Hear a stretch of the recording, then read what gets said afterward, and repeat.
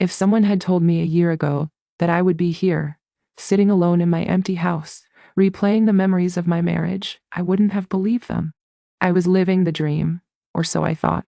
My husband, Pavel, and I had been together for 15 years, and I thought I knew him better than anyone. We met in Los Angeles, the city of make-believe, where everyone seems to be living a perfect life. But behind the glamour and glitz, I found myself trapped in a toxic relationship. Pavel was charming, handsome, and successful, or so I thought. He had a way of making me feel like I was the only person in the world, like I was his everything. At first, everything seemed perfect. We were young, in love, and building a life together. We had 2 beautiful children, and I was pregnant with our third. But as the years went by, things started to change. Pavel became distant, cold, and detached. He stopped being interested in intimacy with me, and I found myself wondering if I was still attractive to him. I remember my mother warning me about him from day one. She said he seemed too good to be true, that he was hiding something. But I did not listen. I was too caught up in the fantasy of our relationship. As the years went by, Pavel's behavior became more erratic. He would get angry and defensive whenever I asked him about his actions, and I started to doubt myself. I thought maybe I was the problem. Maybe I was just being paranoid. But looking back, I can see the red flags I ignored. He stopped wanting to post photos of us on social media, and he suddenly needed more space and alone time. I brushed it off as stress from work or family, just like he did. He would tell me that he was under a lot of pressure, that he needed to focus on his career. But the truth was, he was stealing from me.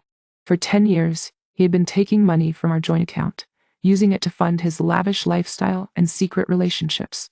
I found out when I was pregnant with our third child, during a high-risk pregnancy that had me unbed-dressed for most of the day. It started with a simple discovery. I found plane tickets for a trip he said was canceled. I felt a knot in my stomach as I realized that he had lied to me. And then I saw the charge for a hotel in our own city on our credit card statement. That's when I knew something was very wrong. I felt like I had been punched in the gut. I could not breathe, could not think. I just knew that I had to get to the bottom of it. I started digging deeper, and what I found was devastating. He was using my credit cards to pay for his dates, his trips, his secret life. I remember feeling numb, like I was watching myself from outside my body. I could not believe that the man I loved, the man I thought I knew, could do this to me. I felt like I was living in a nightmare, and I could not wake up. As I dug deeper, I realized that it all started when I started making more money than him. He felt threatened, insecure, and he began to rebel against me. He started to sabotage our relationship, to destroy the very foundation of our marriage. I thought about his best friend, who had always seemed so charming and nice. But now I realized that he had been an enabler, a partner in Pavel's deception. I confronted him, and he finally told me the truth out of guilt. He said he had known about Pavel's infidelity for years, but he had been too afraid to say anything. I am still trying to process everything, to come to terms with what happened. I am angry, hurt, and betrayed. But I am also determined to move forward, to rebuild my life and find my strength. I know it will not be easy, but I am ready to face the truth, no matter how painful it is. I'll start by taking control of my finances, by reclaiming my power and my identity. I'll learn to trust myself again, to believe in my own instincts. And I'll do everything I can to protect my children, to give them the stable home environment they deserve. It's funny. I used to think that I was the one who was flawed, who was broken.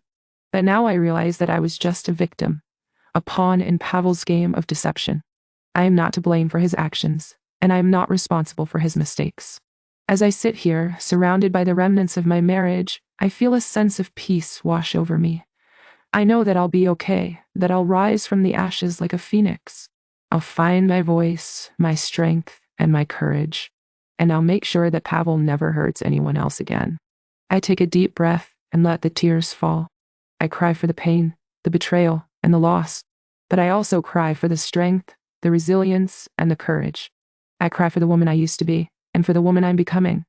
And as I wipe away my tears, I know that I am ready to start my new chapter. I am ready to face the future, to find my happiness, and to live my life on my own terms. I am ready to be free,